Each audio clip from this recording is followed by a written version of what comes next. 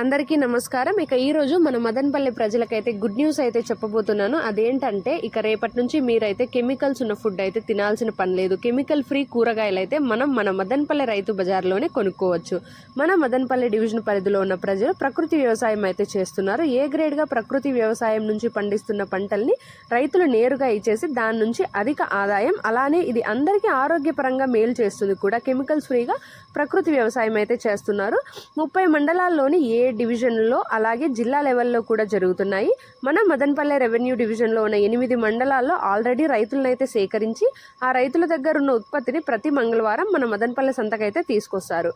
AD marketing Tyagaraju గారి సహకారంతో ఇక్కడ స్టార్ట్ చేయడం అయితే జరిగింది. అలానే మన రైతు సాధికార సంస్థ నుంచి సీనియర్ టిఎల్ ప్రభాకర్ గారి ఆదేశాల మేరకు ఈ కార్యక్రమం అనేది మొదలు పెట్టడం జరిగింది. ప్రతిరోజు ఈ స్టాల్స్ అయితే మన మదనపల్లె రైతు బజార్లో ఉంచడం జరుగుతుంది. మదనపల్లె రెవెన్యూ డివిజన్ అలానే చుట్టుపక్కల ఉన్న రైతులు వాళ్ళు పండించే కూరగాయలు, ఆకుకూరలు ఇక్కడ తెచ్చి అమ్ముకోవచ్చు.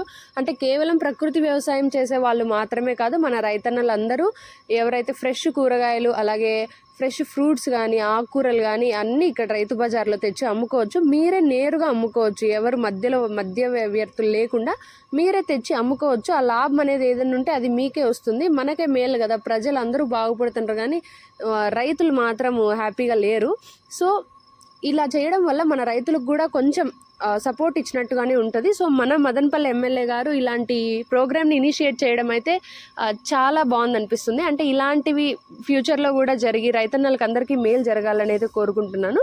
మన మదనపల్లి చుట్టుపక్కల ఉన్న 8 మండలాల్లో సీడ్ టు సీడ్ రైతులు, అంటే సీడ్ టు సీడ్ వ్యవసాయం అయితే చేస్తున్నారు. అంటే ఒక 1500 మంది వరకు ఉన్నారు. సీడ్ టు సీడ్ అంటే విత్తనం దగ్గర నుంచి మళ్ళీ పంట కాపుకు వచ్చే వరకు రసాయనాలు, ఎరువులు ఏది వాడకుండా పంటలు అయితే పండిస్తారు. దాదాపు 2125 ఎకరాల్లో వాళ్ళైతే పండిస్తున్నారు. దాంట్లో కూరగాయలు, బియ్యం, మామిడి తోటలు, హార్టికల్చర్ కానీ అగ్రికల్చర్ కానీ ప్రతి చోట సీడ్ టు సీడ్ ఫార్మింగ్ అయితే చేస్తున్నారు. వారి నుంచి విక్రయించి మన మదనపల్లి రైతు బజార్లో అయితే అమ్ముతారు. ప్రకృతి వ్యవసాయం చేసే రైతులే కాకుండా మిగతా వాళ్ళు కూడా ఇక్కడ వచ్చి అమ్ముకోవచ్చు అని మన మదనపల్లి ఎమ్మెల్యే షాజహాన్ బాషా గారు కూడా తెలిపారు.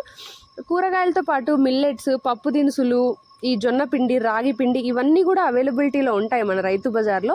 సో ప్రతిరోజు అవైలబిలిటీలో ఉన్నాయి. మంగళవారం ఫ్రెష్గా అయితే చాలామంది తీసుకురావచ్చు.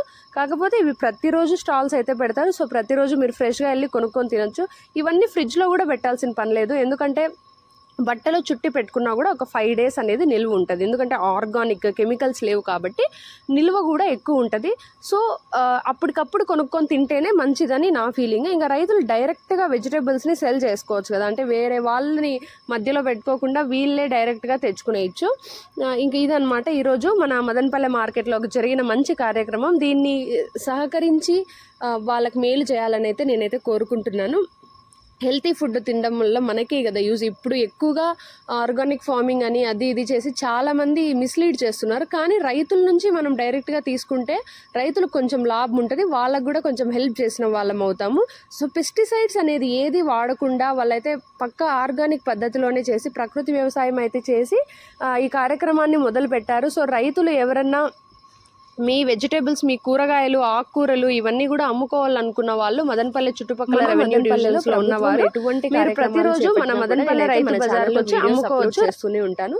సో మన ఛానల్లో ఇలాంటి అప్డేట్స్ మదనపల్లి గురించి మీరు మిస్ అవ్వకుండా ఉండడానికి ఇప్పుడే మన ఛానల్ని సబ్స్క్రైబ్ చేసుకోండి. అలాగే ఈ వీడియోకి ఒక చిన్న లైక్ కొట్టి షేర్ చేసి మన ఛానల్ని సపోర్ట్ చేయండి. మీ సపోర్ట్ ఉంటే ఏ కార్యక్రమం చేపట్టినా కూడా మన మదనపల్లిలో నేనైతే మీ ముందుకైతే తీసుకొస్తాను. సో ఈ ఇన్ఫర్మేషన్ని 10 మందికి షేర్ చేయడం వల్ల కొంచెం రైతులకు కూడా ఉపయోగపడుతుంది కదా, ఎందుకంటే ఈ చిన్న సహాయం వల్ల వాళ్ళ లైఫ్ కూడా కొంచెం బాగుపడుతుంది. షేర్ చేసి 10 మందికి తెలిసేలా చేయండి.